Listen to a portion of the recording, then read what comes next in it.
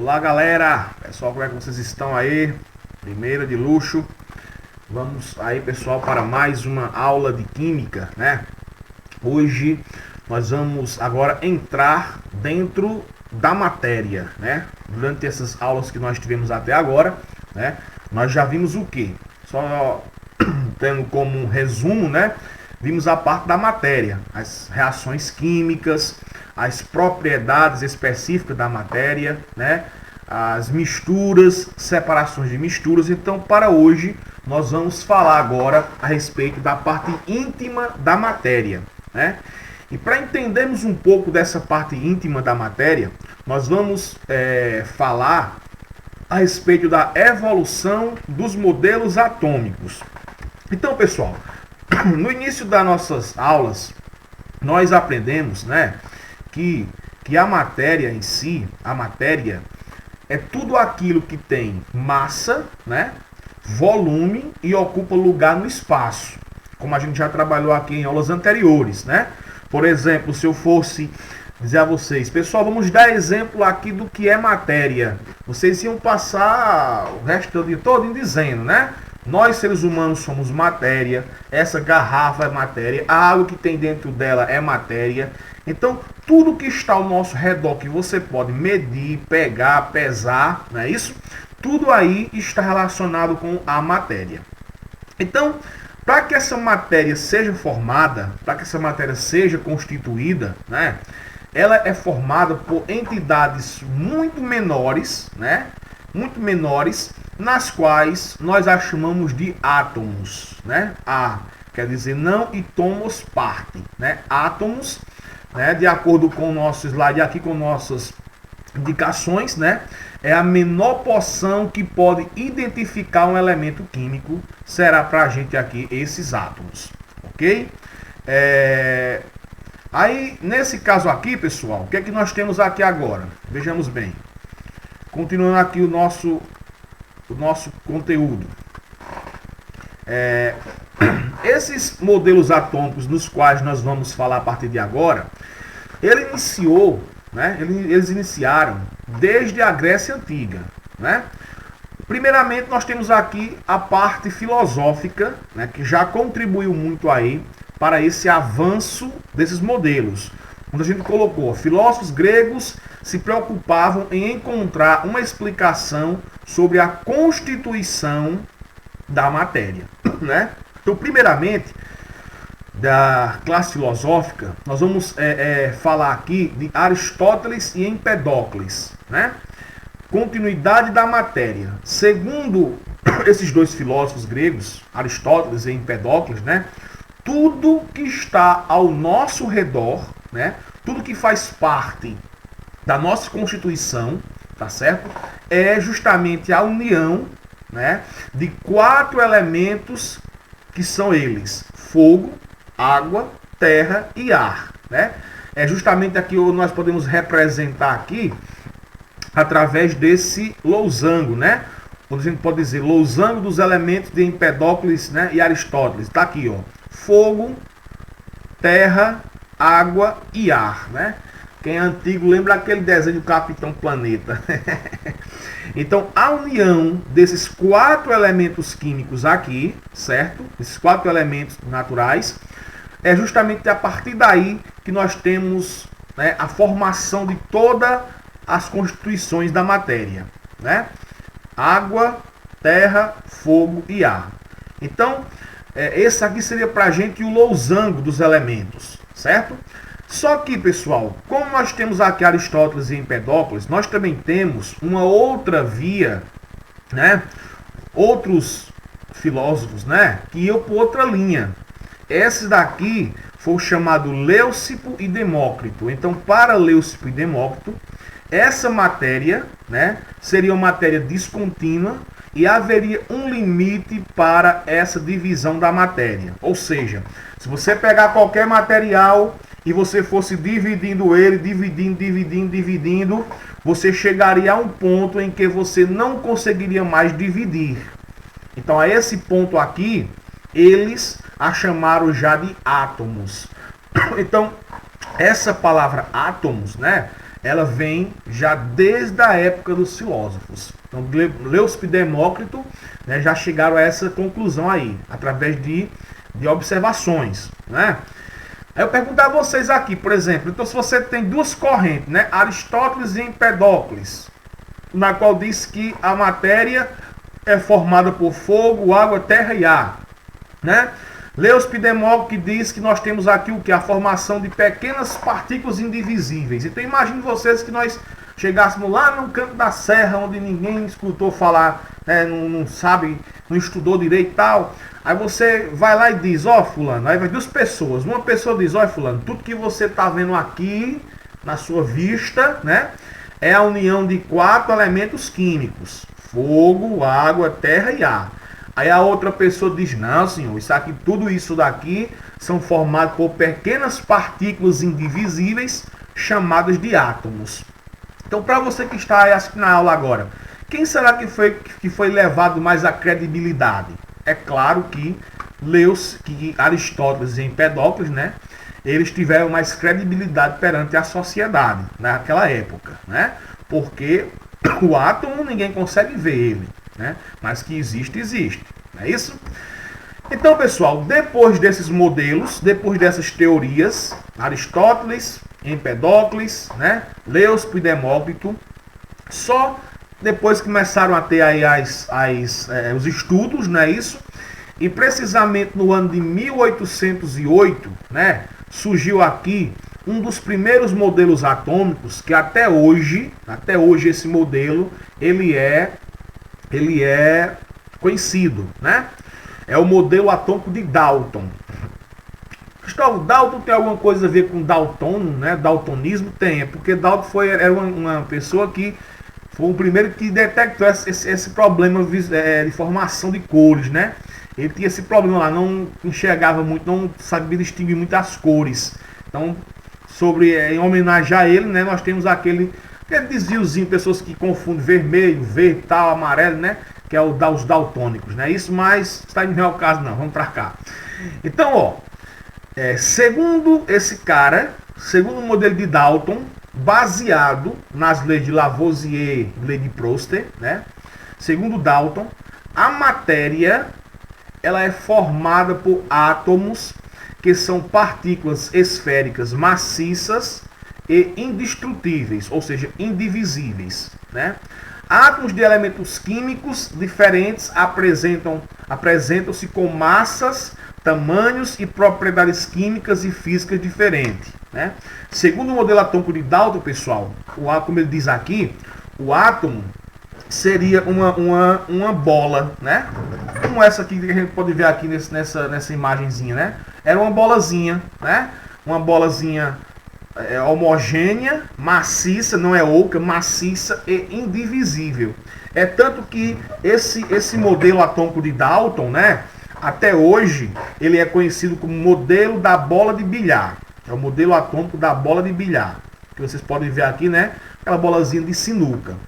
Para isso aqui seria justamente o modelo atômico de Dalton. E ele diz o quê? Diz para cada átomo, né? Para cada átomo vocês vão ter massas, propriedades químicas, propriedades físicas diferentes.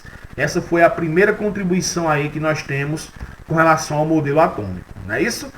Lembrando, pessoal, que aquela questão, Dalton era burro porque o átomo não foi desse jeito. Não, porque para cada época, né, nós tivemos que ter aí um conhecimento, né? Por exemplo, o que seria o modelo atômico atual se não tivesse o modelo atômico de Dalton, de Thomson, né? Então, para tudo isso, teve que existir esse modelo para poder ter uma evolução, tá? Então, anos para frente, anos posteriores, nós tivemos aqui o segundo modelo atômico, que é o modelo de Thomson, né, que disse aqui no ano de 1903, certo? E Thomson, ele foi o primeiro cara, né, que propôs uma divisão aí no átomo, porque até então para Dalton, né, o átomo era aquela coisazinha perfeita, né, aquela bolazinha de bilhar, aquela bolazinha de sinuca ali, né, indivisível, tal. Mas para esse cara chamado Thomson, né, o modelo atômico ele começa a ser dividido, né? Então aqui, ó, estudando descargas em tubos de raios catódicos, Thomson percebeu a existência de partículas carregadas negativamente nos átomos. Então aqui nós temos a ampola que ele fez, ó. Essa ampolazinha, porque os raios catódicos, porque ó, aqui à minha esquerda, onde eu estou aqui apontando o mouse, para vocês aqui até circular, ó, nesse pontozinho que a gente tem aqui, pessoal, aqui nós temos o lado negativo, né? O lado negativo da ampola, ok? Nesse outro lado que eu vou circular aqui, nesse outro lado que a gente tem aqui, nós vamos ter o lado positivo. Positivo dessa ampolazinha aí, que é a chamada ampola de Crookes. Então, dentro dessa ampola, né, dentro dessa ampolazinha aqui, nós temos o vácuo. É feito o vácuo, certo? Aonde a pressão aqui não existe.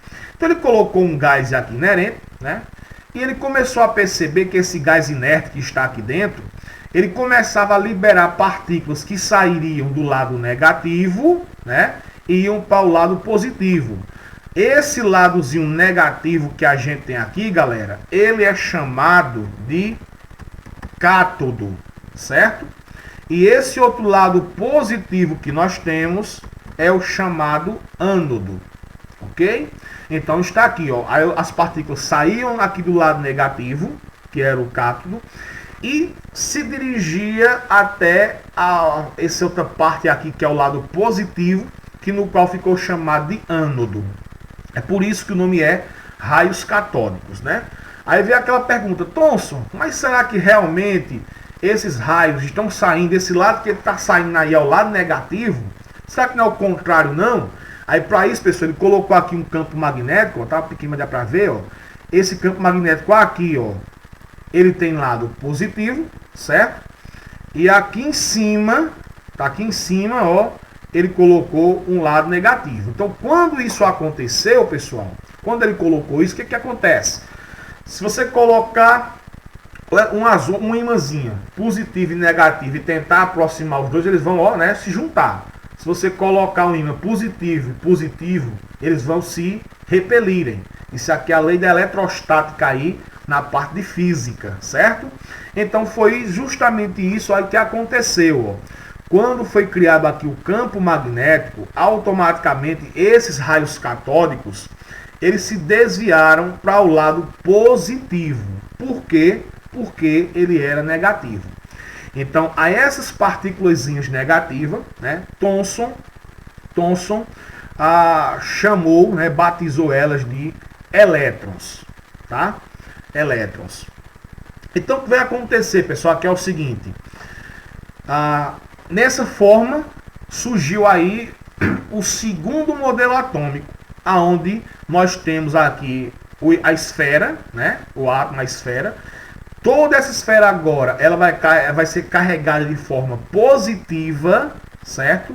E grudado nela, grudado a essa esferazinha positiva, estarão incrustadas as partículas negativas, que as quais ficou sendo chamadas de elétrons. Então, para a conversa, né, o Thomson, ele é considerado como sendo o pai dos elétrons, ok? E esse modelo que nós temos aqui agora, pessoal, esse modelozinho aqui é chamado pudim de passas. Então, se você pegar qualquer livro aí, qualquer site tal, for procurar o modelo pudim de passas, esse modelo é o segundo modelo atômico que nós temos aí na história, que é o modelo de Thomson, ok? Esse foi desenvolvido em 1903, através de quê? Através de descargas elétricas, ok? Então, vamos gravando, ó. Vamos gravando que nós já temos aqui dois modelos, né? O modelo atômico de Dalton, né? Que é o da bola de bilhar, e modelo atômico de Thomson, que é o pudim de passas, ok? Bom, veja que aqui o ano foi 1903. 1911, lembrando que os estudos eles continuam, né? Essas datas aí são mais as datas de publicações, né? Então aqui, pessoal, no modelo de 1911, nós temos aqui, ó, o modelo de Rutherford, certo? E esse modelo de Rutherford, ele traz as seguintes definições. Primeira coisa, nesse modelo atômico aqui de Rutherford, é utilizado o processo de radioatividade, que nós vamos falar aí nas próximas aulas, tá bom?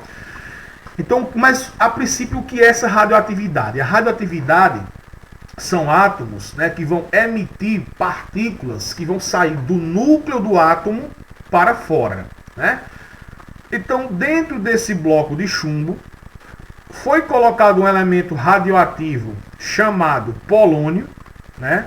Chamado polônio, que está aqui, ó, é um elemento radioativo chamado polônio. E aqui dentro dessa caixa nós temos um pequeno orifício, que é justamente de onde vai sair, né? Que vai sair as emissões. Essas emissões, pessoal, como a gente colocar aqui embaixo, ó, são partículas carregadas positivamente, tá? Então, o elemento polônio, ele é um elemento que vai emitir, né, partículas carregadas positivamente, e essas partículas carregadas positivamente nós a chamamos de partícula alfa, certo? Vou até colocar aqui para vocês não esquecerem aí nas anotações de vocês, que sempre fazem, né? Partícula alfa, ok? Então, pessoal, para completar aqui essa bugiganga, né? Vou tendo aqui a caixinha de chumbo, né? O polônio que está aqui dentro, certo? Essa caixinha tem um orifício que é onde vai passar aqui as partículas. Essas partículas apresentam cargas positivas, que são chamadas de partícula o quê? Alfa, certo? Aqui na frente, nós temos uma finíssima lâmina de ouro, bem fininha, que é para não interferir no problema, tá? Essa lâmina de ouro, ela é envolvida com o chamado papel fotográfico. É uma chapazinha aqui para mostrar para a gente aí algumas coisas, tá certo? Então, pessoal, quando aconteceu aqui esse processo, olha, a maioria das partículas alfas passaram direto, né? Batia na lâmina de ouro e passavam direto. A maioria delas, como a gente colocou aqui esse ponto número 1, ó. Ponto número 1, a maioria das partículas atravessaram, né? Atravessaram sem sofrer desvios. Quem é que dizia isso, Cristóvão? Como é que sabe? Através das manchas no papel fotográfico, tá? Ponto número 1. Esse ponto aqui, ó, número 3, dizia o seguinte: algumas partículas aqui passavam pela lâmina de ouro, certo? Ó, passavam pela lâmina de ouro e sofreriam desvio de sua trajetória. Ou seja, tinha umas que faziam isso, ó. Aqui está a lâmina de ouro, umas passavam passando direto, a maioria passava direto, né? Algumas pequenas, né, quantidade de partículas faziam isso, ó. Vinham aqui, passavam pela lâmina de ouro e eram desviadas, né? Ou para cima ou para baixo, sofreu desvios. E tinha uma outra terceira, uma terceira situação de partículas que vinham, batia na lâmina de ouro e voltavam. Então, nesse caso, esse foi o experimento que Rutherford fez, né? Esses 3 pontos. Quais são eles, Cristóvão? Lembrando, ó, a maioria das partículas, aqui está a lâmina de ouro, né? A maioria das partículas vinham, passavam direto, sem sofrer desvio de sua trajetória, né? Uma parte vinham, passavam pela lâmina de ouro e eram desviadas, né? E outra parte vinha, batia e voltava. Certo, pessoal? Então, com esse tipo de experimento aqui, com essa definição, Rutherford, ele chegou à seguinte conclusão aqui pra gente, né? Ele chegou aqui à seguinte conclusão. Primeiro, a maioria das partículas alfa passavam livremente através da placa de ouro. Por quê? Porque o átomo é um imenso vazio. Então o átomo ele tem uma grande região vazia. Então, pessoal, para essa região vazia, Rutherford ele a chamou de eletrosfera, né? E é justamente nessa eletrosfera, né, que nós vamos abrigar os elétrons, que são justamente as partículas negativas que Rutherford encontrou. Ou melhor, que Thomson encontrou, né? Eletrosfera é onde vai estar os elétrons. E também uma pequena partezinha que é chamada de núcleo. O núcleo vai abrigar algumas partículas que ficaram chamadas de prótons. E outras que daqui a pouco nós vamos falar dela, que são os chamados nêutrons. Mas os nêutrons só vêm depois, né? Por enquanto a gente tem partículas negativas, que foram descobertas por Thomson, e essas partículas positivas que quem batizou ela foi o cara chamado Rutherford, né? Então, pessoal, número 2, poucas partículas alfa não atravessaram a lâmina de ouro, foi as que bateram e voltaram, né? E poucas partículas alfa passavam e sofriam desvios. Pessoal, por que poucas partículas não atravessaram? Poucas, porque de acordo com o Rutherford, galerinha, o núcleo, essa parte central, que ele chamou de núcleo, é muito pequena, muito pequenininha. Então, bem pequenininha, é por isso que poucas batiam e voltavam, né? E essa questão que eu falei a vocês, que algumas partículas vinham, passavam pela lâmina e sofreriam desvios, né? É justamente porque, galera, porque o núcleo ele é positivo. Então, lembra que eu falei aqui a vocês aqui que as partículas alfas que saíam do polônio eram partículas positivas? Então, nesse caso, se sofreu desvio, é porque ali nesse caso também você vai ter uma partícula o quê? Também positiva, certo? Então, qual a principal conclusão aí que nós vamos ter para Rutherford? Rutherford ele pegou o átomo e a dividiu em duas regiões. Então veja como é a sequência. O de Dalton, o átomo seria o quê? Seria uma bola, né? Uma bolazinha de sinuca, que era a bola de bilhar, né? Para Thomson, e mais, o Dalton dizia que essa bola de bilhar ela era homogênea, maciça e indivisível, né? Depois temos o modelo de Thomson, que pegou essa bola de bilhar, né? E diz que ela não é uma coisa homogênea. Ela tem lá dentro o quê? Partículas. A bola em si seria positiva e as partículazinhas negativas grudadas nela, né? E depois nós tivemos aqui agora o terceiro, que fez o que, galera? Tá aqui, ó. Dividiu o átomo agora em duas regiões. Uma regiãozinha central, que essa que tá aqui de preto, né? Chamada de núcleo, não é isso? E ao redor desse núcleo, vocês vão ter uma região bem grande, que é onde nós vamos ter os elétrons. É justamente aqui a chamada eletrosfera, né? E como ele falou, pessoal, por que aquelas partículas lá passaram direto, a maioria passaram direto sem sofrer desvios? Porque a eletrosfera, galera, ela é uma região, né, muito vaga, né? Ó. Então aqui as partículas passavam direto por isso, não é isso? Então esse sistema de Rutherford, ele a chamou de sistema solar, né? Onde o Sol estaria aqui no núcleo e os planetas ao redor do Sol, né? Seria para a gente aqui a eletrosfera. Se bem que em termos de dimensão aí, né, não está muito certo não. Mas vamos lá. Então depois desse modelo aqui descoberto, né? Veio aqui um outro colaborador também do modelo atômico, um chamado Chadwick, né? James Chadwick, né? E esse cara aqui ele foi o responsável pela descoberta dos nêutrons. Então lembre-se que Thomson, os elétrons, Rutherford, os prótons, e aqui nós temos o Chadwick, né? Que foi o responsável pela descoberta dos nêutrons. Olha aqui. O núcleo atômico ele é muito menor que a eletrosfera. Tem aqui até uma observação que eu coloquei. Para efeito de comparação, podemos imaginar o núcleo como sendo uma formiga no estádio, né, do Maracanã. Então, já imaginou aqui, por exemplo, aqui está o estádio do Maracanã, que é uma coisa muito grande, né, tá mesmo de gente.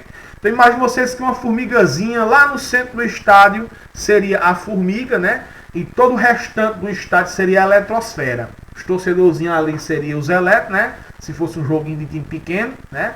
E mais. Então, essa é a comparação para você ter uma ideia de como o núcleo ele é pequeno, né?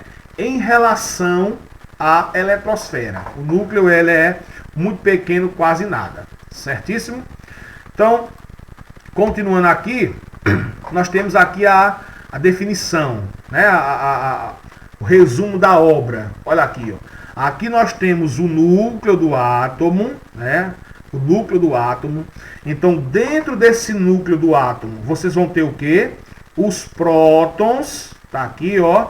Os prótons, como a gente falou agora, apresentam cargas o quê, galerinha? Carga positiva, né? Também vamos ter os nêutrons que não têm carga, tá? Não possui carga, certo? Então, essas duas partículas aqui, né, vão estar aonde? Vão estar dentro do núcleo do átomo, não é isso? E aqui, nessa região bem grande, né, que é a chamada eletrosfera, nós vamos ter os elétrons, que no caso, galera, apresentam carga o quê? Negativa, certo? Os elétrons que vão apresentar cargas negativas. Aí, uma outra história que nós vamos ter aqui é que o átomo em si, ele é eletricamente neutro. Então, pessoal, se o átomo ele é eletricamente neutro, nós podemos dizer aqui a vocês o seguinte, que a quantidade de prótons, ou seja, partículas positivas, será igual à quantidade de carga negativa, ou seja, a quantidade de elétrons. Então é isso que a gente tem para mostrar a vocês, porque se o átomo ele é eletricamente neutro, então nós vamos ter isso. Ou seja, se um átomo apresenta 6 prótons no seu núcleo, então ele vai apresentar 6 elétrons na eletrosfera. Tá? Então o átomo ele é o quê? Eletricamente neutro. Então, ó, prótons é igual a elétrons. Ok, galera? Beleza pura? Vamos continuando aqui essas definições. Então, com relação a isso, vai se surgir a chamada caracterização dos átomos. Caracterização dos átomos. Essa caracterização dos átomos ela é muito importante aí no nosso dia a dia, para que nós possamos entender aí algumas questões. Lembrando que depois da aula, né, vocês vão também ter a atividade. Então, olha pessoal, a caracterização dos átomos ela vai ser feita da seguinte maneira. Você tem o número atômico. Esse número atômico nós já representamos pela letra Z, tá? Z é a sua representação. Então, o número atômico, no caso o Z, representa o número de prótons pertencentes no núcleo do átomo. Olha, veja como é a sequência para não se perder. É o bom da aula assim gravada que você pode... Opa, então o que é próton? Aí volta agora para ver o que é prótons, né? Mas é isso, ó. O Z, que é o número atômico, ele vai representar, certo? A quantidade de prótons que existe no átomo. Entendeu? Então, se o átomo tem 13 prótons, ou seja, 13 partículas positivas, então o número atômico dele é igual a 13, certo? Aí, pessoal, como eu falei aqui a vocês agora há pouco, que a quantidade de prótons é igual à quantidade de elétrons, então o que é que vai acontecer? Vai acontecer que o Z, que é o número atômico, é igual a P, que é o número de prótons, que também será igual a E, que é o número de elétrons. Então nós vamos ter aqui, ó, essa relaçãozinha aqui, tá bom? Dentro da nossa questão. Z é igual a P, que é igual a E. Ok? Essa é a primeira item abordado aí na caracterização dos átomos. O segundo item que nós vamos ter aqui com relação à caracterização está aqui, ó, número de massa. O número de massa nós a representaremos pela letra A. Está aqui o A maiúsculozinho aqui. Então o que é que vai representar para a gente esse número de massa, Cristóvão? Está aqui, galera, ó. representa a soma dos números de prótons e nêutrons existentes no núcleo do átomo. Ou seja, aqui está a nossa regrazinha básica, a nossa equaçãozinha. O A, que é a massa. Para encontrar essa massa, você vai fazer o quê?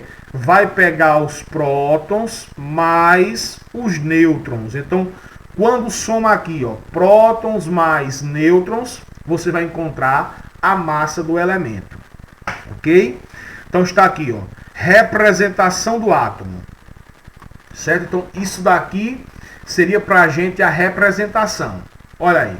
Eu tenho aqui o X, ó, o X, que vai ser o símbolo do elemento, que para isso a gente usa aí a tabela periódica, tá? Aqui na parte de cima, ó, você vai ter o A. Então aqui é sempre, pessoal. Aqui na parte de cima você tem o A, que no caso o A vai ser a massa do elemento, né? E aqui na parte de baixo vocês terão o Z, que no caso é quem? É o número atômico. Entenderam? Então, ó, X vai ser o símbolo do elemento. A massa dele vai estar na parte de cima, que no caso é o A, e o número atômico vai estar na parte de baixo, que no caso é o Z. Certíssimo? Ok? Então, para ficar mais fácil da gente entender, vamos fazer aí juntos esse exemplozinho aí, ó. Que nós temos 3 elementos. AL. Lembra, pessoal, como falei para vocês aqui, que o AL, ó, nesse caso aqui, no símbolo do elemento, se são 2 letras, a primeira obrigatoriamente tem que ser uma letra maiúscula e a segunda uma letra minúscula. Então, o AL, ó, alumínio, a massa dele é 27, o número atômico é 13, né? Então, para a gente resolver, pessoal, para nós resolvermos aqui uma questão como essa, nós devemos lembrar daquele esquemazinho que eu falei para vocês aqui agora. Ó, Z é igual a P, que é igual a E. Ou seja, o número atômico é igual a prótons, que é igual a elétrons. E outra coisinha também importante que nós devemos ver é que a massa do elemento é igual a P mais N. Ou seja, para você pegar a massa do elemento, é só somar prótons mais nêutrons. Certíssimo? Aqui eu estou pedindo uma coisa. Você pediu aqui para determinar o número de prótons, elétrons e nêutrons. Então, o prótons e os elétrons é fácil porque são o equivalente ao número atômico, a Z. Então, Z igual a P igual a E, certo? E como é que eu vou fazer o nêutron? Ó, pessoal, para a gente fazer o nêutron, a gente faz aqui dá uma mexidazinha aqui nessa fórmula. Ó, eu não mostrei a vocês que o A é P mais N, né? A massa é prótons mais nêutrons. Então, o nêutron vai ser igual, né? O nêutron sozinho é igual a menos, ou melhor, P... Não. A mesmo, menos P. Ou seja, eu vou modificar isso daqui, ó. Certíssimo? Tá vendo aqui, ó? Então, A é igual a P mais N. Então, isso quer dizer que N é igual a quem? Ó, N é igual a menos o P, né? Então, fiz aí essa inversão. Então, vamos lá. Se o número atômico do elemento aqui, número atômico, é igual a 13, então a quantidade de prótons vai ser igual a 13, a quantidade de elétrons é igual a 13, e para a gente saber a quantidade de nêutrons, basta pegar a massa, que é 27, ó, menos 13, que vai dar quanto? Se eu pegar aqui 27 menos 13, vai dar isso mesmo, vai dar 14. Então o 14 aqui para a gente é o nosso número de nêutrons. Beleza, galera? Então o P e o E estão baseados aqui na parte de baixo. Olha aí para o cálcio. Ó. Cálcio, número atômico é igual a 20. Ó. 20 é o número atômico. Então, prótons é igual a 20, elétrons é igual a 20. Para a gente saber aqui o número de nêutrons, o que é que eu vou fazer?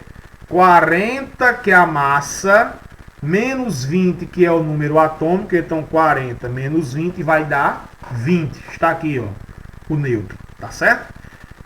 E fechando aqui os exemplos, nós temos o ferro. O número atômico do ferro é 26. Então, o que acontece? Se o número atômico do ferro é 26, então os prótons é igual a 26, os elétrons igual também a 26. E para me encontrar o nêutron, eu vou pegar a massa dele, que é 57, e vou diminuir de 26, que vai dar 31. Então aqui, ó, está o número de nêutron. Certo, pessoal? Então isso aqui, no caso, a gente observa que nessa divisão aí dos átomos, né, a partícula, o átomo em si, ele tem agora duas regiões, núcleo e eletrosfera. E dentro dessas regiões, nós vamos ter as partículas atômicas, que são quem? Prótons e nêutrons, que vão estar no núcleo do átomo, que é a regiãozinha menor, né? E a eletrosfera, que é, ou melhor, os elétrons, né? Os elétrons que vão estar na eletrosfera, certo? Beleza? E para nós fecharmos aqui a nossa aulinha, pessoal, nós temos aqui o último modelo, que no caso não é bem um novo modelo atômico, não. É apenas um aprimoramento, né? Um aprimoramento do modelo de Rutherford, que foi justamente aqui o modelo atômico de Bohr, o cara chamado Niels Bohr. Então, para Niels Bohr, né, para Bohr, os elétrons estão em órbitas circulares ao redor de um núcleo central, sem absorver nem emitir energia espontânea. Essa energia aqui ele vai ter que pegar do meio externo. Os átomos possuem números limitados de órbitas, são também chamadas níveis ou camadas eletrônicas, que variam de um elemento químico para outro. Ou seja, pessoal, no modelo atômico de Rutherford, tinha inconsistência. O elétron estava girando ao redor do núcleo, né, e podia acontecer que o elétron girando, ia se encontrar com o núcleo do átomo. Então, se o elétron se encontrasse com o núcleo do átomo, causaria grandes explosões. Então, pensando nisso daí, esse carazinho aqui, Niels Bohr, fez alguns estudos e viu que ao redor desse núcleo, nós vamos ter camadas. E cada camada dessa terá uma certa quantidade de nível de energia, né? Nós vamos entender isso aqui melhor na próxima aula, quando estivermos falando a respeito das configurações eletrônicas. Mas é justamente isso, ó. Nós temos aqui vários níveis de energia, primeiro, segundo nível, terceiro e assim sucessivamente. Então, o elétron, ó, está num nívelzinho menor, mais perto aqui do núcleo, certo? Ele pode receber uma certa quantidade de energia do meio externo. Essa quantidade de energia é a chamada quanto, ó, quanto é a quantidade de energia que ele vai absorver, e ele vai saltar de uma camada menor para uma camada maior. Então ele só vai conseguir fazer isso quando ele recebe uma certa quantidade de energia, ok? Então ele vai saltar da menor para a maior. Só, pessoal, que quando ele faz esse salto, saindo da menor para a maior, ele vai liberar a mesma quantidade de energia que ele absorveu. Então, nesse caso, ele vai emitir uma certa luminosidade, tá? E essa luminosidadezinha aqui, ele chama de fóton. Então, fóton é o que? É a luz, né? Aquela luz. Então, aqui a gente pode ver, ó. Aqui nós temos as camadas, a primeira, segunda, terceira camada. Vai ter, nós vamos ver que depois aí no diagrama de Pauling, que serão 7 camadas, né? Então, o elétron ele sai de uma camadazinha menor, tá? Quando ele recebe a quantidade de energia, ele salta de uma camada menor e passa para uma camada maior. Quando ele dá esse salto do menor para o maior, ele vai gastar a energia que recebeu, né? E vai liberar essa energia em forma de luz. Aí ele faz o quê? Volta para a sua camada de origem.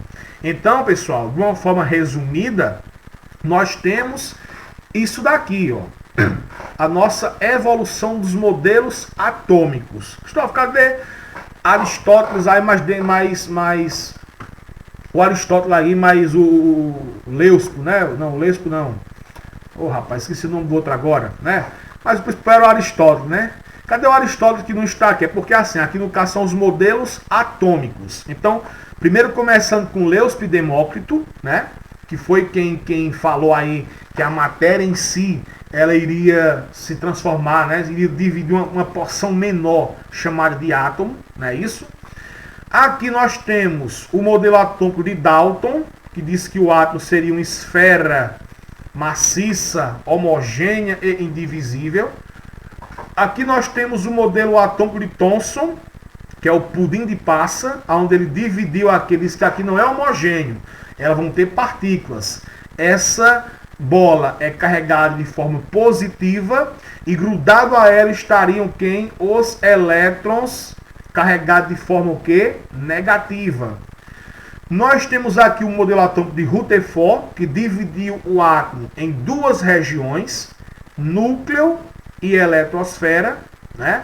E finalizando aqui com o de Bohr, onde ele pegou essa eletrosfera e uma coisa que é toda, né, toda louca, ele dividiu ela em camadas ou níveis de energia. Tá aqui, ó, primeira, segunda e assim sucessivamente. Certo, pessoal? Então, nesse caso aqui, ó, só em termos de informação, mais uma vez, que esse modelo atômico de Bohr é justamente o que a gente tem hoje nesses fogos de artifício, né? Esse fogo de artifício que é vermelho, azul, laranja, é justamente isso. Dentro daqueles fogos existe também algum tipo de sal. Então, quando esse sal ele é aquecido, os elétrons que estão dentro dele saltará de um nível menor para um nível maior de energia. Quando ele salta, né? Ele vai gastar a mesma quantidade de energia que recebeu. Aí ele vai simplesmente fazer o quê? Voltar para a sua camada de origem. Quando ele volta, ele emite a luminosidade. Então, quando você estiver aí vendo, né, nas festas juninas, fogo azul, vermelho, amarelo, vai saber que ali dentro são o quê? São elétrons que estão recebendo uma certa quantidade de energia, de calor, e estão saltando, né, de um canto para outro. É coisa de doido, mas isso é verdade. Ok, pessoal? Então, valeu. Estamos aí disponibilizando essa aula para você, tá bom? E não esqueça que logo após também já vão fazendo as atividades para não passar em branco, tá bom? Então, forte abraço aí, fiquem com Deus e até a próxima aula.